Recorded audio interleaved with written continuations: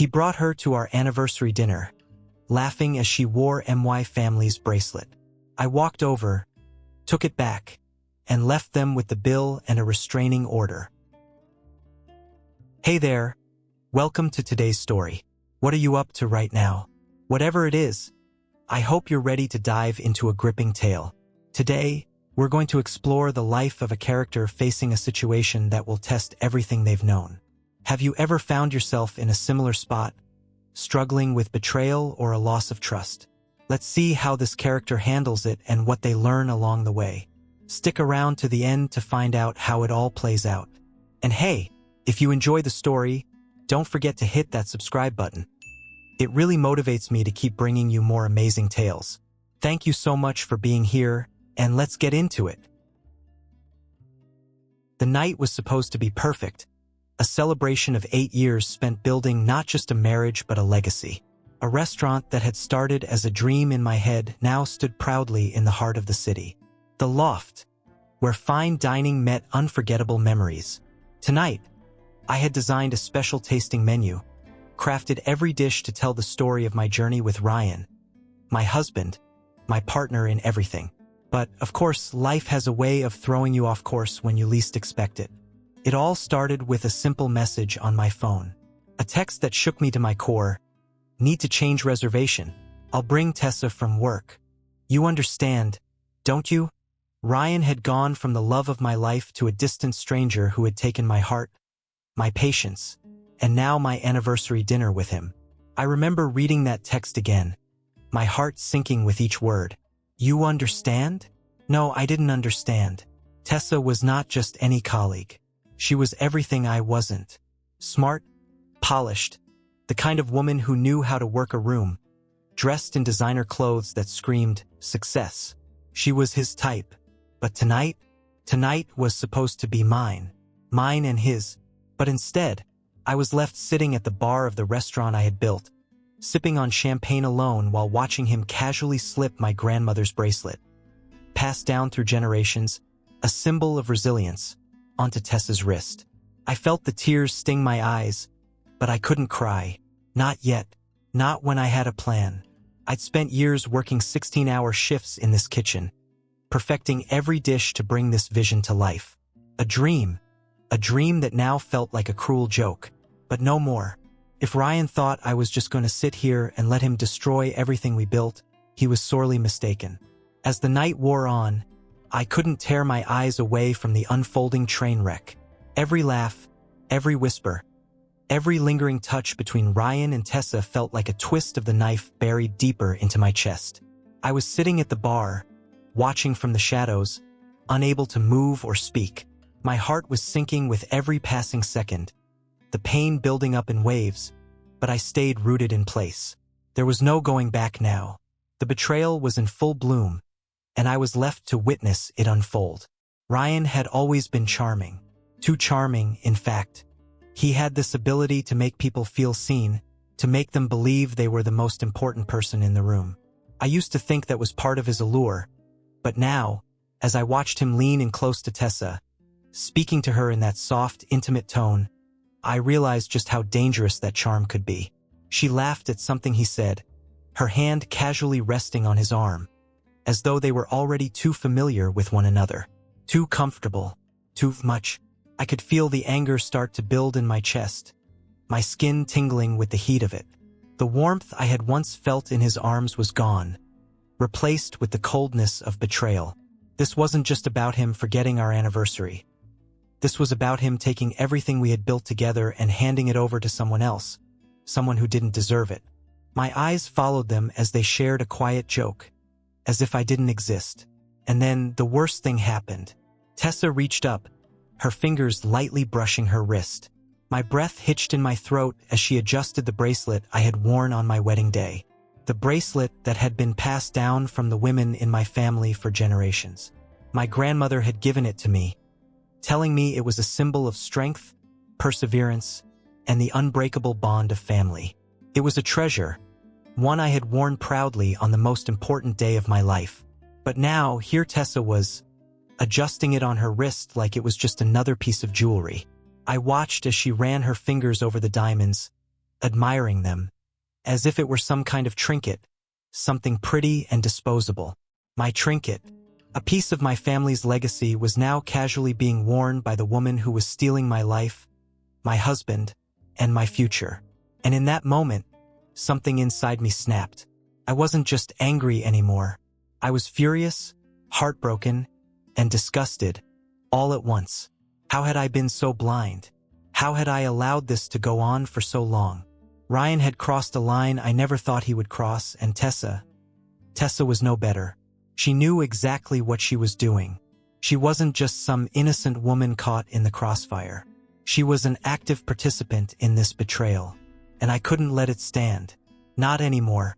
The heat in my chest burned hotter, and I could feel my heart racing as the reality of what was happening settled in. This wasn't just about love anymore. It was about reclaiming my dignity.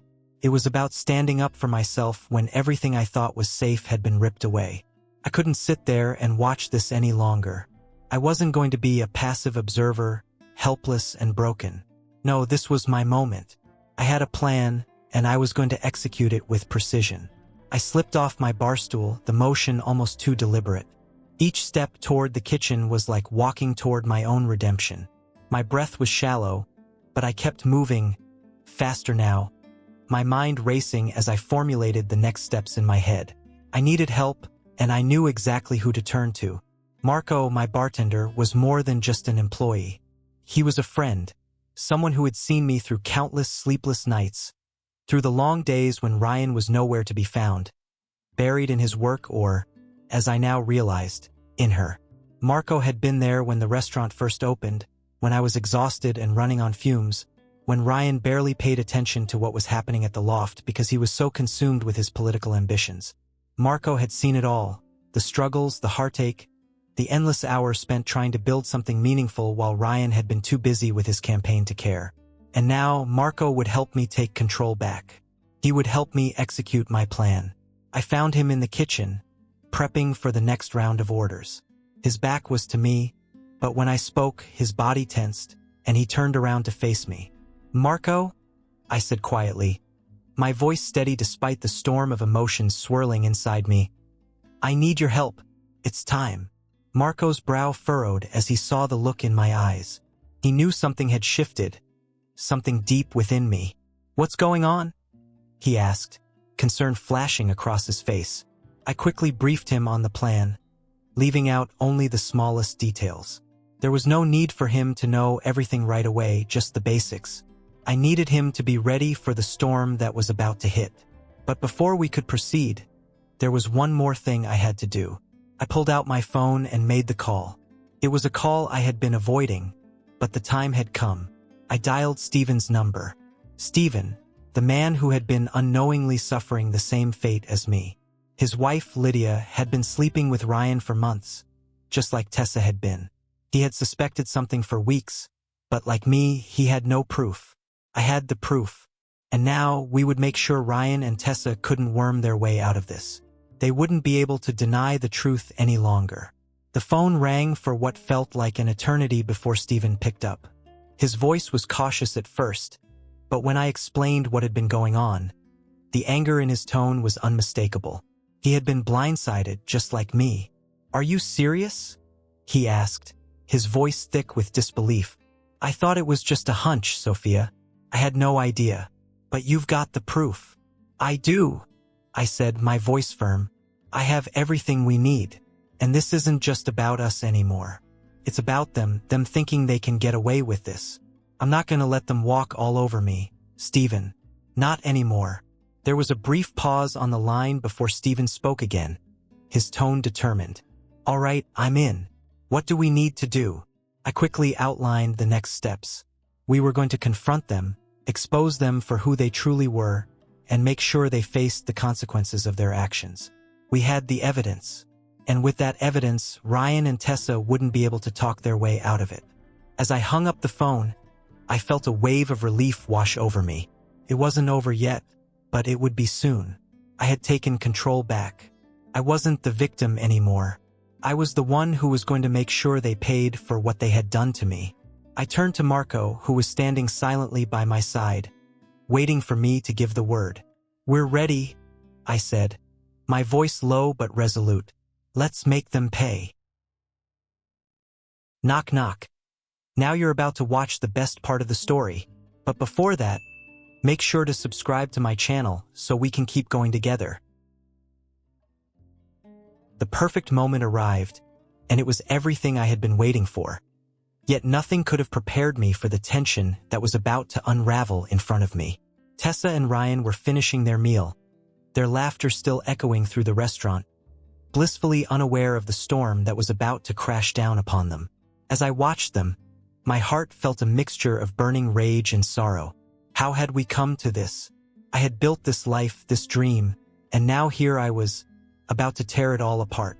I turned back to the bar where Marco was keeping a watchful eye on everything, his gaze sharp and his expression unreadable. He had been my ally throughout this, always standing by me, even when things were too hard to bear. As I approached him, I could feel the fire building inside me. I was shaking, not from fear, but from the rage that had been simmering for months. "I'm ready," I whispered to Marco, trying to keep my voice steady. He gave me a nod, his eyes glinting with quiet resolve. We had both been preparing for this moment in our own ways. Marco, with his quiet support, had kept the bar running smoothly, while I had spent weeks gathering every scrap of evidence I could. But I wasn't going to walk into that dining room just yet.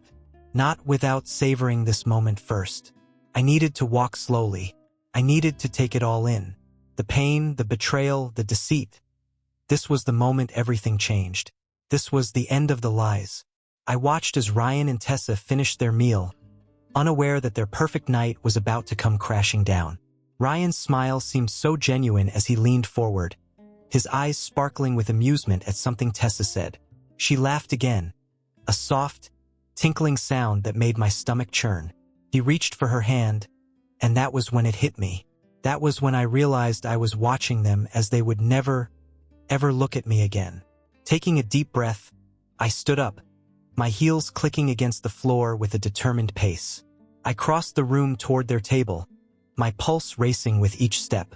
As I got closer, I could see Ryan's expression shift. The mask he'd been wearing for years, the mask of the perfect, charming husband, faltered for just a second. I knew he could sense me now. He could feel the change in the air. The tension was so thick, it was almost tangible. But still, he smiled. "Hey, babe," Ryan said casually, trying to sound like everything was fine, like nothing was wrong. His voice was light, too light, as if he was trying to convince himself that I couldn't see through his facade. "Tessa and I were just talking about the restaurant. You should join us." "Actually," I replied coolly, my voice steady but ice cold, "I think I'll pass. I'm more interested in something else right now."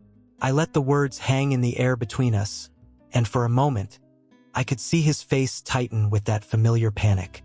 It was so quick, just a flash of vulnerability, before he regained his composure and that smile returned. But I wasn't fooled. Not this time. I walked closer to Tessa, my eyes never leaving Ryan's. He shifted uncomfortably in his seat, his eyes darting back and forth between me and Tessa. I could hear her breathing quicken, and I knew she was realizing that something was off, that the calm before the storm was coming to an end. With a controlled breath, I reached for Tessa's wrist. Her eyes widened, but she didn't move. I could feel Ryan's eyes on me, trying to figure out what I was doing. Slowly, I took the bracelet, the one that had been passed down through my family for generations, the one I had given to Ryan to keep safe on our wedding day, and I unclasped it from Tessa's wrist. Her skin was warm, but the moment felt cold to me. "This looks familiar," I said softly, my voice trembling slightly with the effort to contain my fury. My fingers shook as I held the bracelet, the weight of it reminding me of the years of history it represented. My grandmother had worn this on her wedding day, and now Tessa was wearing it like it was nothing. I wasn't just angry. I was being humiliated in front of the entire world, and yet I wasn't backing down. "You know," I continued, my voice steady now, as if I had stepped out of my body and into someone stronger. "I had this bracelet made for my wedding day. It was passed down from my great-grandmother to my grandmother, and then to me. You could say it's family. Ryan's eyes widened in shock, and for the first time in a long time, I saw a hint of guilt flicker across his face. But he quickly recovered, like the smooth talker he always was. "What are you talking about?" he asked, his voice defensive, trying to play it off. "It's just a bracelet, nothing serious."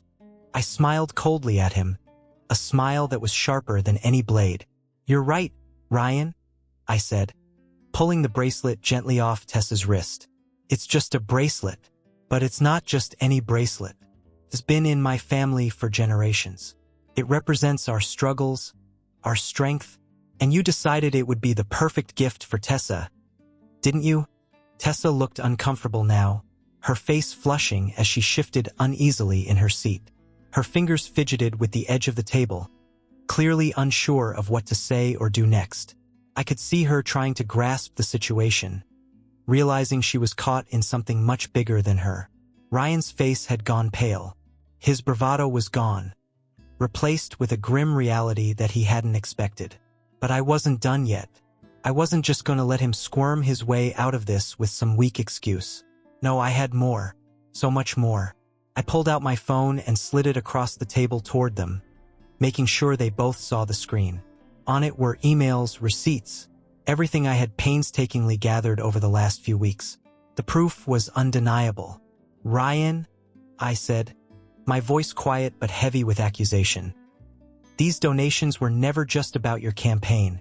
They were about you taking money from Stephen's company. You funneled it through your political campaign to hide the fraud you've been committing." I could see Ryan's face drain of all color as he scanned the documents. His mouth opened, but no words came out. Tessa's eyes flicked to him, then to the screen, and I could almost see the pieces falling into place for her. She might have been complicit, but she wasn't blind.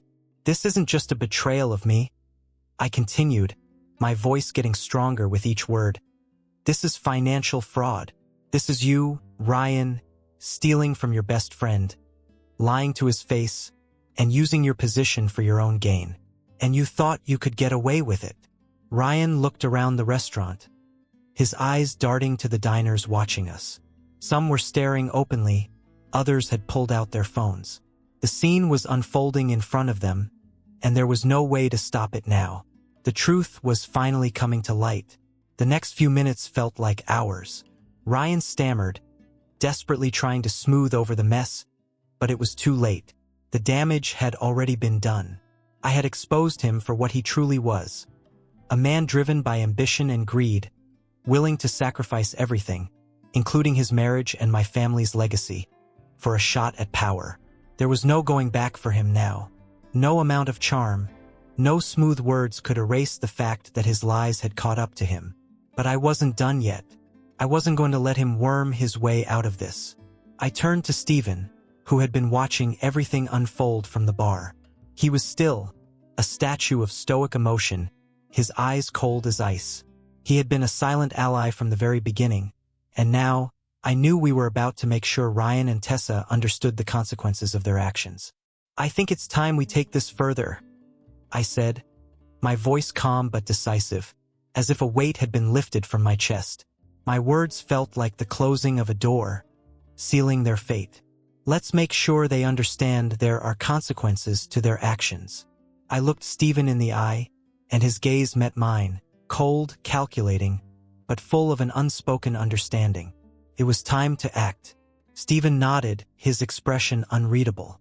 "I'm with you," he said, his voice low, a silent vow of solidarity between us. We moved swiftly, making sure Ryan and Tessa wouldn't just face the consequences in their personal lives, but in their professional ones as well. As we walked away from the table, I could hear the murmurs from nearby diners. Phones were already out, capturing the scene, the drama unfolding like a live broadcast. I could feel their eyes on us, their whispers filling the air, but it didn't matter anymore. Ryan's political career, already fragile, was crumbling before his eyes. The damage was irreversible. The truth had been exposed. Ryan sat there, frozen in his seat, his face pale, his mouth opening and closing as if he could salvage the wreckage of his life with a few more words. But there was nothing he could say, Nothing he could do. The reputation he had spent years crafting, the political future he had promised himself, was now being shattered in real time. The facade of the perfect family man, the rising star, gone. In its place was a man who had sacrificed everything for power and was now paying the price. Tessa was no better off. She sat silently, shifting uncomfortably in her seat, her hands nervously clutching her purse. She tried to maintain her composure, but I could see the cracks. The facade of innocence she had clung to, the one where she convinced herself that she wasn't doing anything wrong, was gone. She couldn't hide behind Ryan anymore. She had been exposed. Her involvement in the financial fraud, the affair, everything was laid bare. Her professional life was in ruins. She had lost everything. Her marriage to Stephen, once the cornerstone of her ambitions, was over. Her career in the campaign world, which she had built on deceit, was now shattered beyond repair. The press caught wind of the scandal the moment Ryan's name was dragged through the mud. Headlines across the city, across the country, blasted the story of the politician's downfall. Ryan became the punchline of every political joke.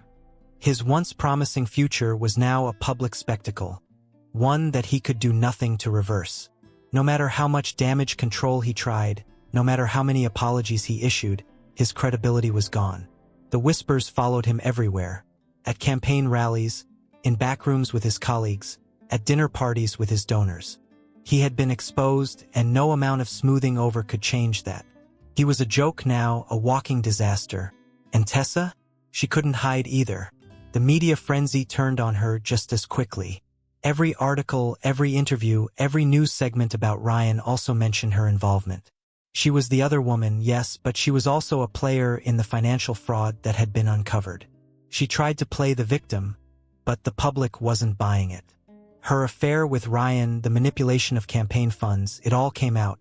She had crossed the line, and there was no going back. She was blacklisted from the campaign world, no longer someone anyone could trust. As for Stephen, well, I could only imagine the devastation he must have felt. The moment he found out about Tessa's betrayal, everything he knew about his life had been turned upside down. His marriage was over, his trust shattered, and the woman he had thought he knew was now exposed as someone completely different. It was a gut-wrenching realization, but he wasn't alone anymore. He wasn't facing this disaster alone, and I wasn't going to let him. We both had our own paths of recovery to navigate, but at least now we had each other. I didn't need to look back as I walked away from the table. I didn't need to hear Ryan's desperate attempts to regain control. I didn't need to see Tessa's defeated expression. They were nothing to me now. They had already revealed themselves for who they truly were, and no amount of apologies or explanations could change that. The next few weeks were a whirlwind. The media coverage was relentless, and the press picked up every detail of the scandal, dissecting every lie, every betrayal. Ryan's political career, which had seemed so solid just months ago, had completely unraveled. His campaign promises, his promises to the public, empty now. He was a walking disgrace. I couldn't help but feel a sense of satisfaction, though it was not just because he was suffering. It was because I was free. I had reclaimed my dignity, and nothing could take that away from me. Tessa's world came crashing down just as hard. Her involvement in the financial mess, the affair, her deceit, it was all out in the open. Her marriage to Stephen was over, as was her career in the campaign world. She had made her choices, and now she was paying the price. She had played the game and she lost. There was no sympathy left for her. She had lost her power, her position, and her reputation. But as for me, I walked into the kitchen of my restaurant that night, feeling lighter than I had in years. The burden of betrayal had been lifted from my shoulders. I could breathe again. I was finally free. Free to rebuild. Not just my career, but my life. The weight that had held me down for so long was gone. I didn't need to pretend anymore. I didn't need to keep playing the role of the loving wife who had been abandoned. The restaurant felt different. Felt like mine again, like it had when I first opened the doors. I walked through the kitchen, watching my team prepare the next round of orders, the kitchen buzzing with activity, and I knew, deep in my bones, that I was on the right path. I was building something strong, something unbreakable, something that belonged to me. Not to Ryan, not to Tessa, but to me. The phone rang a few minutes later, interrupting my thoughts. It was Marco checking in after the press conference. "Sophia, just wanted to make sure you're okay," he said, his voice warm but with a hint of concern. "I'm good, Marco," I replied, a smile tugging at my lips. "I'm better than I've been in years." I wasn't lying. I had finally taken control of my life again, and this time I was going to make sure no one could take it from me. As I watched my team work, I felt a sense of peace. This was my moment of redemption, and nothing at all was going to stop me now. This is the story of Sophia Collins, a woman who turned betrayal into a powerful comeback. It's about reclaiming your legacy, standing up for what's right, and taking back control when life tries to tear you down. It's not just about revenge. It's about redemption and proving that no one can take away your worth, not even the person who promised to love you forever. So, what do you think? Was it justice or just a taste of sweet revenge? I'd love to hear your thoughts, your reactions, and how you would have handled the situation. Leave a comment below. Your opinions mean the world. And hey, don't forget to hit that like button if you enjoyed the story, and subscribe so you don't miss out on the next chapter of this thrilling journey. I've got a lot more to share, and you won't want to miss it. Thanks so much for taking the time to listen and be part of this story. Until next time, take care and keep pushing forward.